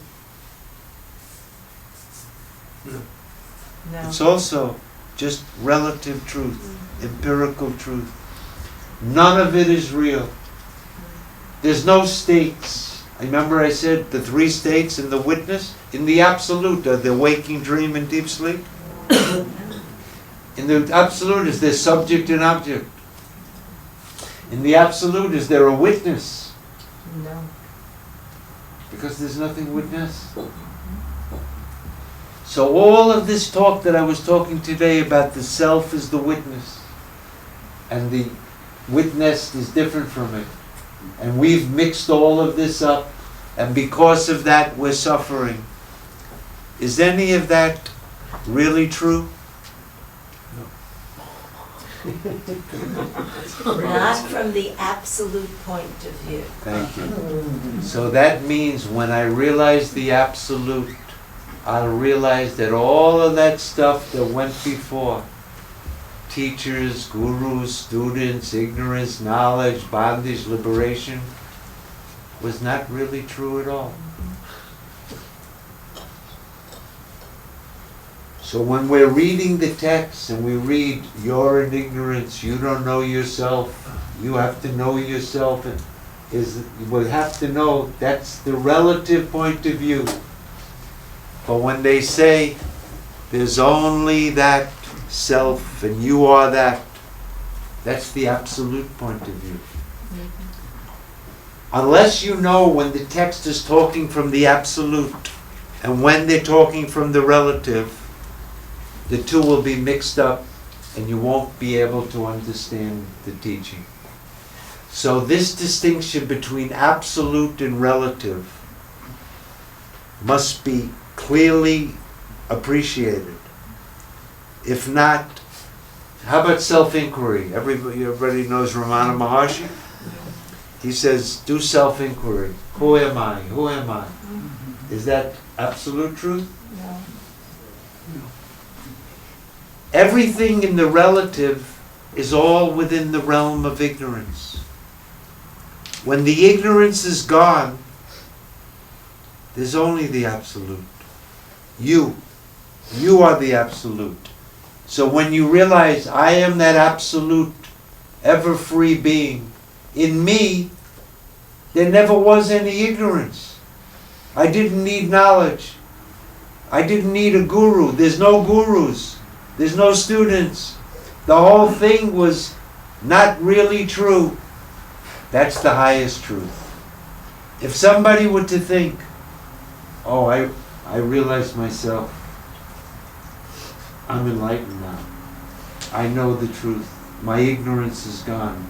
I was sitting on a bench one day and my ego dissolved, and from that day onwards I was awake. And if you want, for $2,000, I'm going to California. You can all come. I take credit cards, and I'll tell you how you can wake up. Is any of that true? Sitting on a bench, ego dissolving, he realized the self, now he knows the truth. It's also in ignorance. also in ignorance. So that's why I say anybody who tells you they're enlightened, they've woken up, they know the truth, walk away as fast as you can. The guy's a phony and a fraud. He's a fraudster. The whole thing is beyond a joke. It's a bad joke. They're fooling themselves, they're fooling the other people. The scripture says, he who thinks he knows it not. It can't be known. Nobody can know it. The idea that you're a knower, that you know something, is already a mistake. Does the witness know anything? No, it only sees what happens. Receives. Okay, so even that. If the witness, why do we call the self the witness? Because there's something witnessed, yes? But how about in deep sleep? Are you the witness? There's nothing witnessed. You're just pure consciousness. You're not a witness. You only call it the witness because of this thing. But this doesn't do anything. It's just a noun. Consciousness. It doesn't do the function of seeing. It never saw anything. Because there was never if the witness really saw something, duality would be true. It wouldn't be Advaita. Witness, witnessed is two.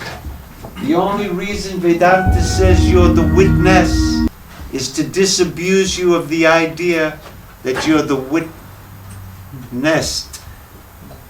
But when you realize that there's no witnessed, that was just unreal, it comes and goes, there's no real witnessed, then what happens to the witness? He just remains as he is, pure consciousness. You were just calling him a witness because you thought something was witnessed.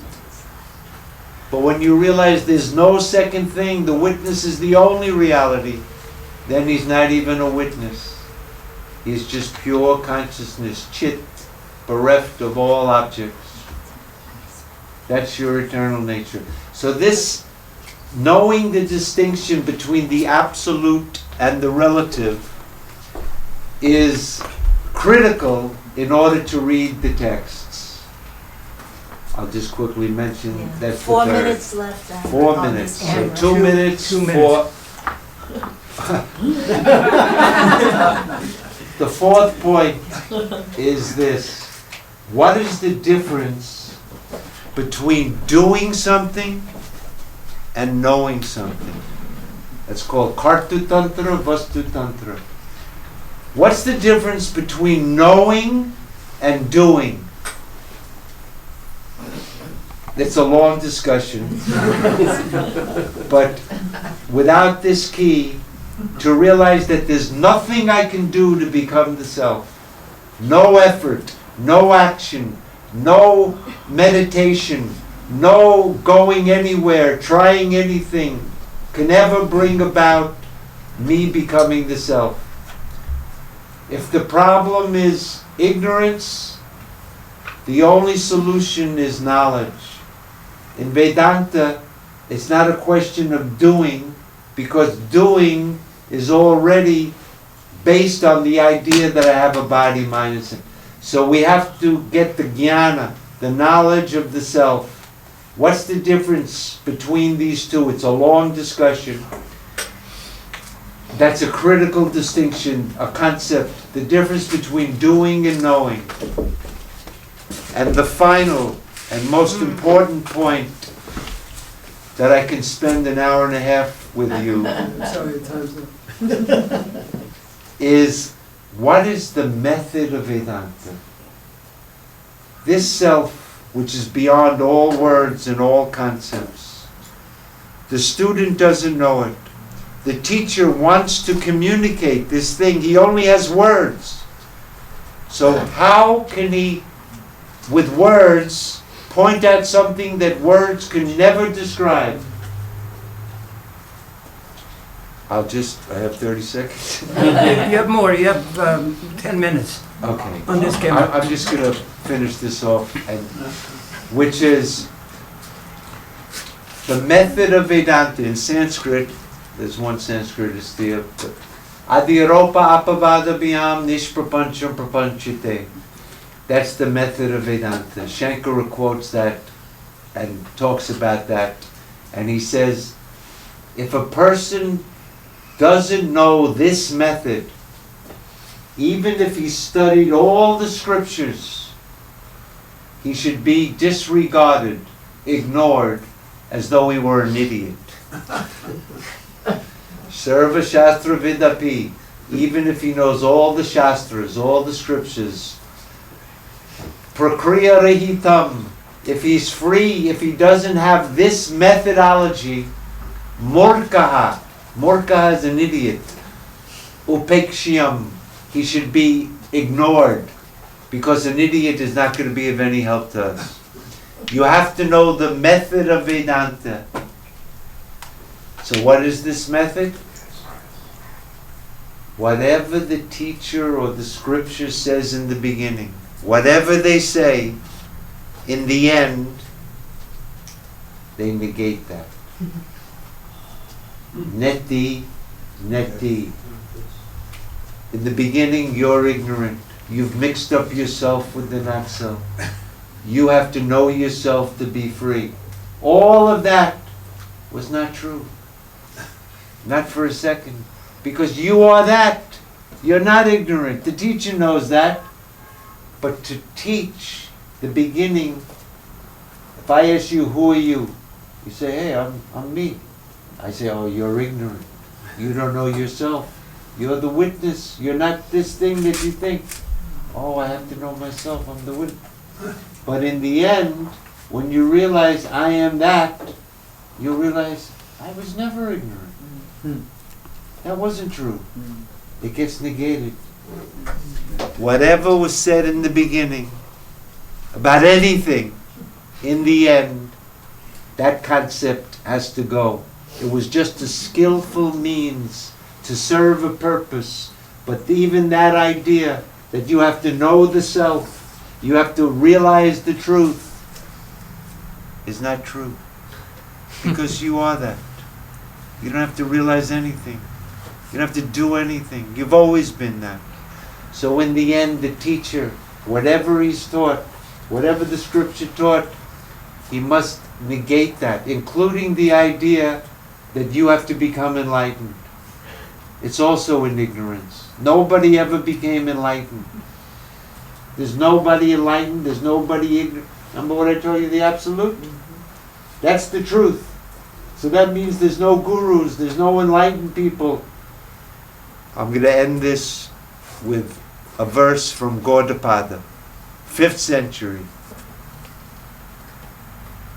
Na nirodha na utpattihi, na bada na sadhakaha, na mamukshu na muktaha, iti paramartaha. Translation. There is no creation. There is no destruction. There is nobody bound. There's nobody practicing spiritual discipline, sadhana. There's nobody who desires liberation. And there's nobody liberated. This is the highest truth. Iti paramartaha. That is the highest truth. If you think I was bound and now I realized it and now I'm free, you don't know the highest truth. Nobody was bound. There's no creation. There's no destruction. There's only that. That's the highest truth. That's the negation of everything that was said in the beginning about you can become liberated, you're bound because of your ignorance. Find a guru, purify your mind, take your mind and turn it inwards and see the truth of your own self here and now. All of that was not true. That's the method of Vedanta. If you don't know that method, even if you studied the whole of all the Upanishads, the whole of the Gita, and you thought about it, if you don't know that method, you should be disregarded as though you were an ignoramus. I'm going to say one more point here, and we'll end it. All of these teachers that are running around today, teaching Advaita, in the name of Advaita, and I'm going to name some of them. You've heard of Muji, you've heard of Gangaji, Jeff Foster, Lisa Cairns, Tony Parsons, John Wheeler, Sailor Bob. But forget these guys. These guys don't have a clue. Adi Shanti. The guy with his guru was a Zen master. Zen has nothing to do with Vedanta. They never learned about this. There's no self in Zen. But that guru said that Adi Shanti is enlightened. So he runs around and charges $1,000 for the weekend. And he became very wealthy with this guru business. Anyway. But who are these guys? They all say they're following who? Ramana Maharshi?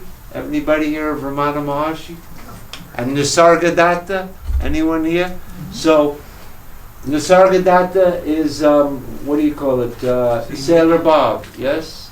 He was Sailor Bob's teacher. Yes, so that's the tradition there. And who's Nisargadatta's guru? Not Shankaracharya, some Navanat tradition that has nothing to do with this method, that everything that's said in the beginning is negated, that Shankara says if they don't know that, these people don't know that method. They should be disregarded as though they were idiots. According to Shankara. So let's make that clear. Yes, that according to That's traditional right, that's just Vedanta. one So point of if view. I had the hour to bring out why this method, to the exclusion of every other method, Ramana Maharshi said what? Ask the question, who am I? And by pursuing that question, you'll realize the self. That's not Vedanta. That's will take you nowhere. Nisargadatta, all this satsang movement, you know, the way the sampradaya, the tradition works, you have Ramana Maharshi, and then you have this fellow, his name is Papaji. Anyone know Papaji? Yes. Papaji went to Ramana Maharshi, and he got enlightened. And then he went back to Lucknow, and all of the Westerners that were hanging around with Osho, another character, when Osho died, they pretty much flocked. They heard, hey, there's this guy in Lucknow. So now, he's enlightened. He claims that he became enlightened when he went to Ramana. Ramana told him to ask the question, who am I? But by the time he got to Lucknow, forget that. There became a new thing. It's called satsang. You know satsang? You guys just sit here, and I talk to you. You know the presence that's always here? It's always here. Recognize that right now. Do you see it? Has anyone woken up? Raise your hand if you see the presence. So some people in the audience, of course, oh yeah, I got it. Yeah, but you're going to lose it. You get Not it? You gotta- necessarily. Don't forget, guys, this is one point of view. And I have to tell you, I don't agree with it. I agree with a lot of what Ira says. You should have let me but finish, I'm not Evelyn. agreeing with this point of You view should for let all me of you finish. that You should let me we've been finish, working then with. you could, please, Okay. Evelyn. Okay. What I'm saying is that all of these traditions, Nisargadatta, not only Nisargadatta, Ramana Maharshi, because if you go to India today, there's plenty of Swamijis that will tell you these guys are totally right. Anyone ever hear of Swami Dayananda Saraswati? Swami Dayananda. So Dayananda has a critique of Ramana Maharshi. He follows Shankaracharya, and the critique is correct. We don't have time to get into it. Even Dayananda and Chinmayananda and Shivananda and Omkarananda, all those Swamis, they also don't know the method of Vedanta. They also taught you need nirvikalpa samadhi, almost all of them. There were people that said, after you get the knowledge of the self, this is just like Adi Shanti and Muji, after you wake up, you're going to have to repeat this knowledge over and over until you become rooted in it. Vedanta says, when you know the self, you won't be able to do anything. There'll be no practice to do. There's nobody to get established in it. There's nobody that... in Sanskrit it says, Samakalameva mukti praptihi. At the very moment that you realize I am that, all sadhana finishes. All effort ends. There's nothing more to do. There's no possibility that ignorance could ever come back and overtake this knowledge. That's Vedanta, that's Shankara Vedanta. Neo-Vedanta, you go to satsang, you get this, but then you lose it, so you got to go again. You buy the books, you go again. It's not Vedanta. They should be disregarded as though they were murka, idiots. Now, of course, this is my opinion. Yes? Yes. I'm not selling anything here. Everybody's free to study and do what they want. But I'll tell you, in my humble opinion of 45 years of studying Vedanta, 50 years now, this business, if you read the whole of the Upanishads, nowhere will it say go to satsang and the teacher talks and you get it there. Nowhere. Nowhere does it say anywhere in all of the Vedantic literature, ask the question, who am I? If anyone can find it, you bring it to me. It's not there. That's not Vedanta. It's a whole different method. What's the qualifications for the student? And how does he understand this? What's the beginning of it? How does it actually work? Ramana Maharshi never studied Vedanta. He was 16, and he lay down, he did something, and he realized the self, he claims. And from that day onwards, he says he was established in it. I told you that anyone who thinks that he realized the self and is now established in it is an ignorant person. When your ignorance is gone, you won't know it's gone. When you attain the self, you won't know you attained the self. Just like when you're in deep sleep, you don't know you're in deep sleep. That's moksha. If you know anything, you'll suffer. Even knowing that I'm enlightened. Even knowing that the world is a dream. Even knowing that I am the infinite self. All of that will be nothing but suffering for you. As long as you know anything, you'll suffer. And I don't care whether you say I know the self or I know the world is illusion. It's when there's no more knower, nothing known, and no knowledge, that's called Atma Jnana. That's the knowledge of the self. When there's no more knower, nothing known, and no knowledge, that's called the knowledge of the self. To know the self means to be the self. It doesn't mean to know anything. No one ever knew the self. You are the self. When the ignorance is gone, you'll be the self. There's no chance that you'll have to do anything, that you could lose it or forget it or you have to remember it. That's all Neo-Vedanta. It started with Ramana Maharshi, Nisargadatta, and a host of other people, and all of their people, and they're running around now. And I say this is not Vedanta. It's not Advaita Vedanta. At the time of Shankara, you should know, there were other people that were claiming to be Advaita Vedantins. Just like Shankara. They said the same thing, there's only one reality without a second. And Shankara examined their views and showed that they didn't understand it correctly, even though they were Advaitins. Why is that? Just because you say Advaita doesn't mean that you're in the tradition of Shankaracharya. The tradition of Shankaracharya is this method of deliberate superimposition and rescission. He didn't make it up. It's in the Upanishads. That's where the method is. Whatever the Upanishad says in the beginning, in the end, neti, neti. There's an actual, in the Brihadaranyaka it says, this is the self, which is not this, not this. There is no higher teaching than not this, not this. That's the final teaching of Vedanta. When the teacher finally negates every single thing, then the student remains as he is. He doesn't know anything, believe anything. He is that. That's what's called liberation. You have to know what the self is in Vedanta, the witness of the I thought.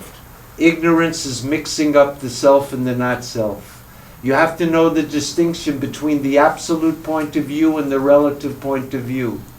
You have to know the difference between doing something, including asking the question, who am I, and knowing something.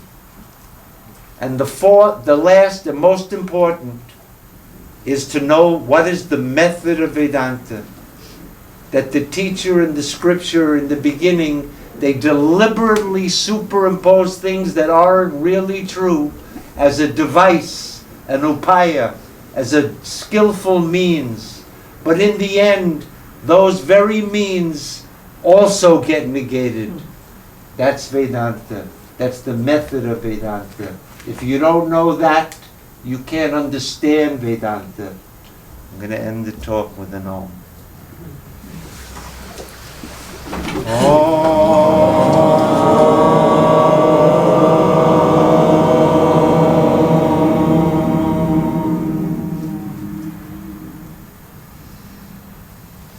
Thanks for sitting through this thing.